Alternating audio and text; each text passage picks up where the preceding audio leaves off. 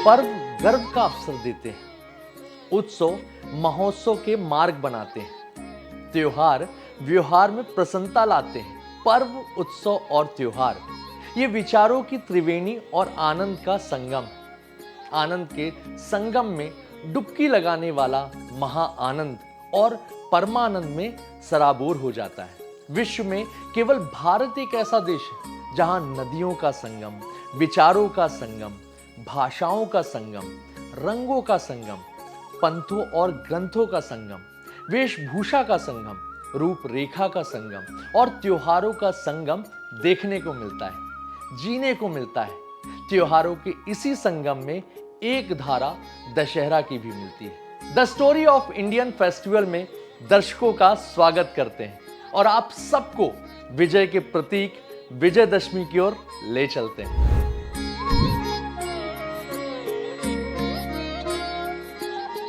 अश्विन यानी क्वार मास की शुक्ल पक्ष की दशमी तिथि को विजयदशमी यानी दशहरा मनाया जाता है। दशहरा दशहूरा शब्द से बना है, अर्थात दशमी तिथि। हिंदू पंचांग में दशहरा वर्ष की 3 अत्यंत शुभ तिथियों में से एक है। चैत्र शुक्ल और कार्तिक शुक्ल की प्रतिपदा के बाद दशहरा शुभ लाभ पहुंचाने वाली तिथि है। दशहरा को विजोया और आयुध पूजा के नाम से भी जानते हैं। इस दिन लोग अपने अपने घरों में, मंदिरों में और अखाड़ों में शस्त्र पूजा करते हैं।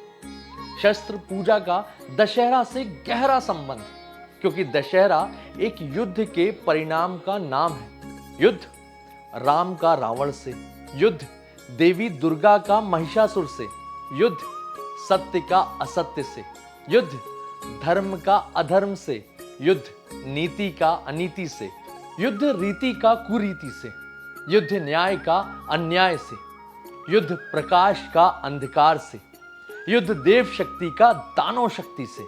भगवान विष्णु के राम अवतार का मुख्य उद्देश्य लंकापति रावण का अंत करना था।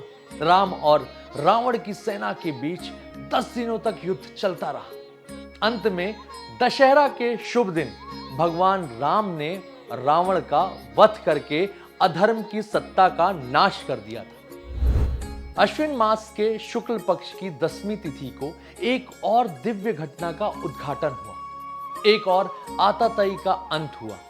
उस अधर्मी का नाम राक्षस राज महिषासुर था। माता आदि शक्ति ने देवी दुर्गा का रूप धारण करके दशहरा के दिन ही महिषासुर का वध करके देवताओं को भयमुक्त किया था। इसलिए देवताओं ने इस शुभ घड़ी को विजयदशमी के रूप में मनाना आरंभ कर दिया। देवलोक से यह प्रथा पृथ्वी लोक पर आ गई और समस्त प्राणी विजयदशमी के उत्सव को महोत्सव के रूप में मनाने लगे। आकाश लोक में महर्षि नारद भी इसी विजयदशमी के विजय उत्सव में झूम रहे हैं और माता सरस्वती से पूछ रहे हैं, नारायण नारायण। माता सरस्वती को नारद का प्रणाम। आपका कल्याण हो मुनिवर। आपके मुखमंडल का हर्ष और विचारों का उत्कर्ष बता रहा है कि आप अति प्रसन्न हैं। माता, दशहरे का पर्व प्रसन्नता लेकर आता है और आनंद बांटते हुए जाता है। माता, हम आपसे विजयदशमी की विजय गाथा सुनना चाहते हैं। नारद, मैं भी दशहरा की दिव्य कथा सुनने के लिए उत्सुक हूँ। दशहरा से जुड़ी एक पौराणिक कथा है जो भक्तों में सर्वमान्य है। वो कथा क्या है माता? तनिक हमें भी बताइए। विजयदशमी के दिन शमी के पेड़ की पूजा होती है। शमी के पेड़ को चिक्कुर का पौधा भी कहते हैं। इस पेड़ को शुभ मानकर इसमें मन्नत का धागा भी बांधा जाता है। परंतु शमी का पेड़ विजयदशमी के दिन पूजा क्यों जाता है? इस रहस्य का उद्घाटन तो कीजिए माता। मुनिवर, ये पौराणिक कथा महाभारत काल की है। जब दुर्योधन ने छल कपट में पांडवों को चौसर में हरा दिया था, उसके बाद उन्हें 12 वर्ष का वनवास और 1 वर्ष के अज्ञातवास का दंड मिला था। नारायण नारायण। महाभारत की ये कथा तो सब जानते हैं, फिर इसमें शमी की पूजा का विषय कहाँ से आ गया? ऋषिवर, पांडवों ने 12 वर्ष का वनवास तो वन में रहकर ही काट लिया। अब 1 वर्ष के अज्ञातवास का समय था। दुर्योधन ने इसे भंग करने के लिए अपने सैनिक चारों ओर दौड़ा दिए। पांडव कौरव सेना से बचने के लिए गुफाओं में छुपने लगे, लेकिन 1 साल का समय कम नहीं होता। इसलिए पांडवों ने भेष बदलकर राजा विराट के महल में रहने की योजना बनाई, जिसके अनुसार युधिष्ठिर कंक नामधारी ब्राह्मण बने, भीम बल्लव नाम के रसोइये बन गए। हाँ माता, अर्जुन बृहन्नला का रूप धारण कर राजा विराट की पुत्री उत्तरा को नृत्य संगीत सिखाने लगे। किसी भी योद्धा के लिए भेष बदलना सहज नहीं होता, वो भी अर्जुन जैसा महावीर योद्धा जो हर क्षण शस्त्र धारण किए होता है। अर्जुन के शस्त्र अर्थात उनका गांडीव साधारण धनुष नहीं था, वो उन्हें देवताओं ने दिया था। ऐसे दिव्य आयुध को छुपा कर रखना भी एक समस्या थी। अर्जुन ने इस समस्या का समाधान कैसे किया?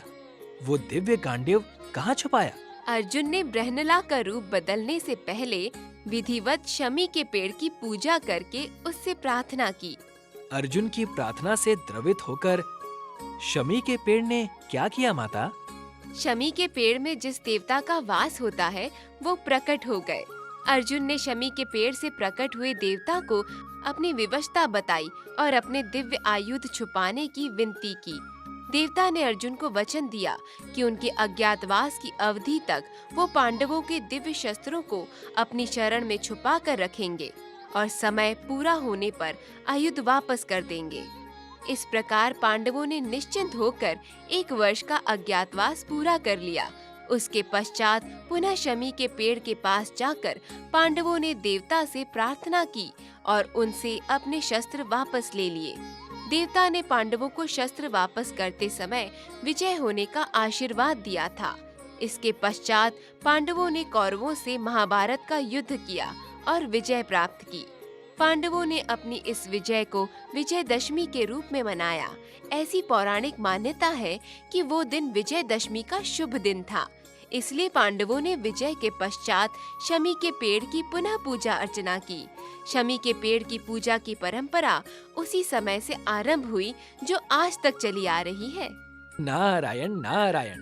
माता, आपसे विजयदशमी की ये पौराणिक कथा सुनकर हम धन्य हो गए। आपको बारंबार प्रणाम। दशहरे का उत्सव शक्ति और वीरता के समन्वय को दर्शाता है। भारतीय संस्कृति सदा ही वीरता और शौर्य की समर्थक रही है। मराठा रत्न छत्रपति शिवाजी महाराज ने विजयदशमी के दिन ही औरंगजेब के विरुद्ध युद्ध की घोषणा की थी। पुराणों में एक मान्यता और है कि अश्विन शुक्ल दशमी को तारा उदय होने के समय विजय नाम का मुहूर्त होता है। ये काल सिद्धि प्राप्त के लिए लाभदायक होता है, इसलिए भी इस दिन को विजयदशमी कहते हैं। भारत में, विशेषकर उत्तर भारत में, दशहरा में होने वाले रामलीला का मंचन मुख्य आकर्षण होता है। भारत के प्रत्येक राज्य में अपनी अपनी संस्कृति और भाषा के अनुसार रामलीला सजाई और दिखाई जाती है। वहां के राम, सीता और लक्ष्मण अपनी प्रादेशिक वेशभूषा में अवतरित होते हैं। उत्तर प्रदेश में हिंदी, उर्दू, अवधी, ब्रज और भोजपुरी इन भाषाओं के सतरंगी इंद्रधनुष में रामलीला मंचों पर सजती है। दिल्ली का रामलीला मैदान, कलकत्ते का दुर्गा मैदान, आसाम का कामाख्या आसन, ये स्थान दशहरा में होने वाली रामलीला के लिए अति प्रसिद्ध है। दशहरा भारत में मुख्य रूप से एक जैसा मनाया जाता है। बुराई के प्रतीक रावण का पुतला जलाया जाता है। रावण की नाभि में तीर राम के द्वारा ही चलाया जाता है, अर्थात आज भी राम के द्वारा ही रावण का वध कराया जाता है। भारतवर्ष में दशहरा सिद्ध और प्रसिद्ध है, लेकिन हिमाचल प्रदेश के कुल्लू का दशहरा इसका अपना अलग महत्व है। कुल्लू का दशहरा भारत की सीमाओं से निकलकर विश्व प्रसिद्ध हो गया है। कुल्लू का दशहरा देखने के लिए हजारों की संख्या में सैलानी आते हैं और धर्म की अलख जगाते हैं। कुल्लू का दशहरा भी 10 दिनों तक मनाया जाता है। जनमानस सुंदर वस्त्रों और आभूषणों से सजकर लोकगीत, लोक संगीत और लोक नृत्य से दशहरे का आरंभ करते हैं। कुल देवता और ग्रामीण देवता की पूजा होती है। उनकी सुंदर पालकी और शोभा यात्रा निकाली जाती है। कुल्लू दशहरा की एक पौराणिक कथा भी है, जिसे माता सरस्वती अपने मुखारबिंद से नारद जी को सुना रही हैं। नारायण नारायण। माता कुल्लू की इस लोक कथा को सुनने के लिए मन व्याकुल हो गया है।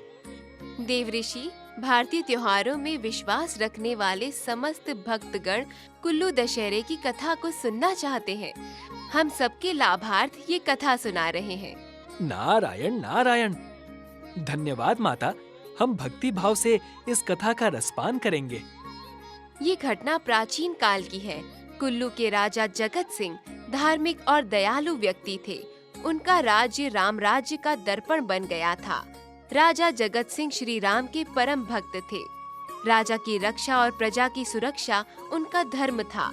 राजा जगत सिंह अपने राजधर्म का पालन कर रहे थे।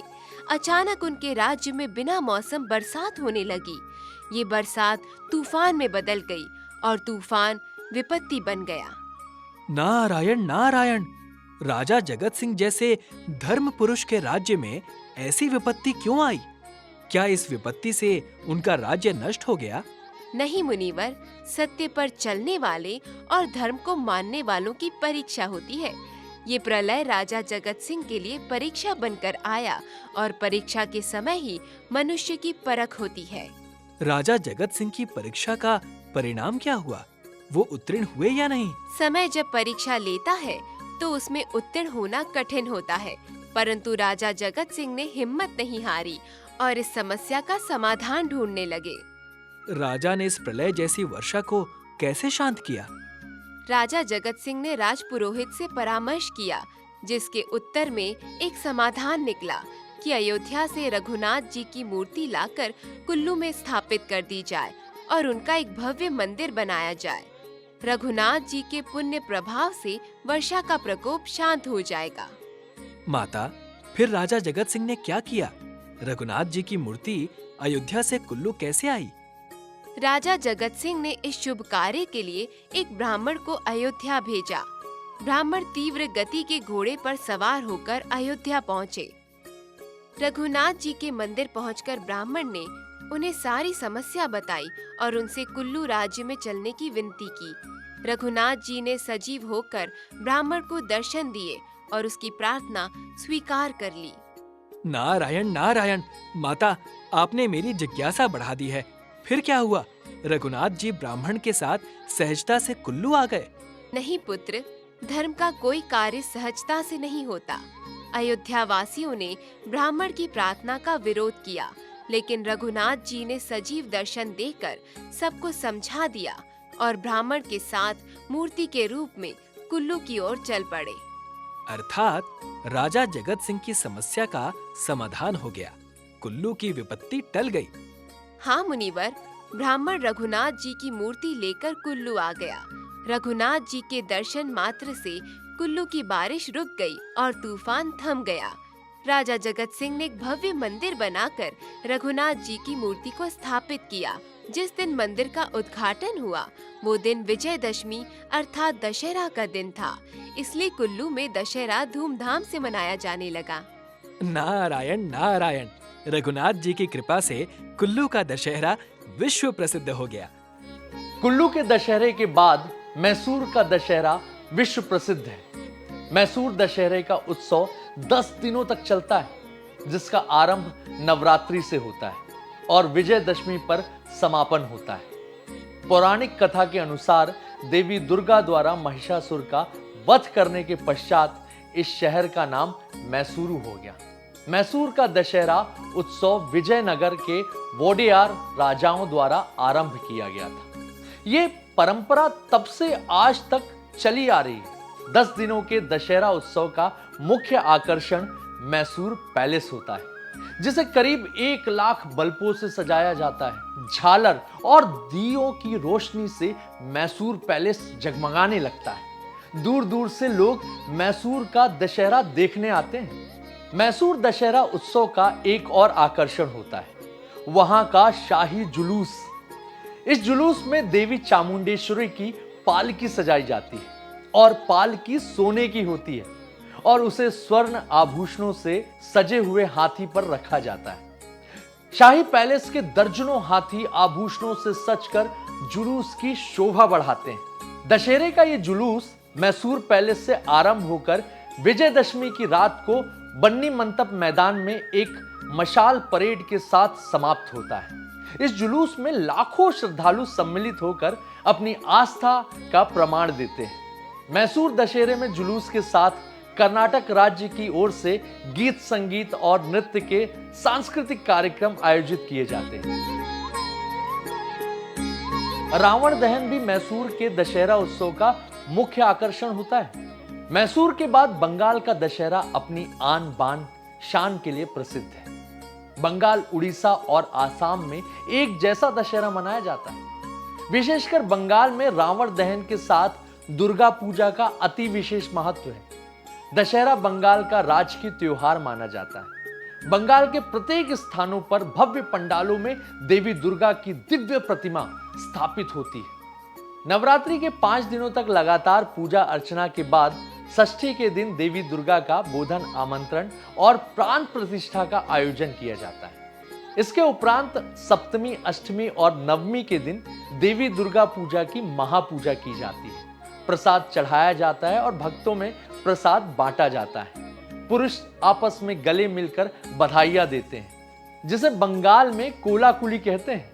महिलाएं देवी के माथे पर सिंदूर चढ़ाती हैं और आपस में एक दूसरे को सिंदूर लगाकर सिंदूर खेला करती हैं। एक ऐसी मान्यता भी है कि विजयदशमी के दिन नीलकंठ पक्षी को देखना अति शुभ माना जाता है। इस प्रकार कश्मीर से कन्याकुमारी तक विजयदशमी अर्थात दशहरे की धूम दिखाई देती है। भारतवर्ष विजयदशमी के महोत्सव में रच बस जाता है। दशहरे की पूजा अभिजीत विजय काल में की जाती है। घर के ईशान कोण में पवित्र स्थान पर एक चौकी रखकर उस पर 8 कमल की पंखुड़ियों से अष्टदल चक्र बनाए जाते हैं। चौकी पर देवी अपराजिता की मूर्ति रखकर धूप, दीप, नैवेद्य, अक्षत आदि अर्पित करते हैं।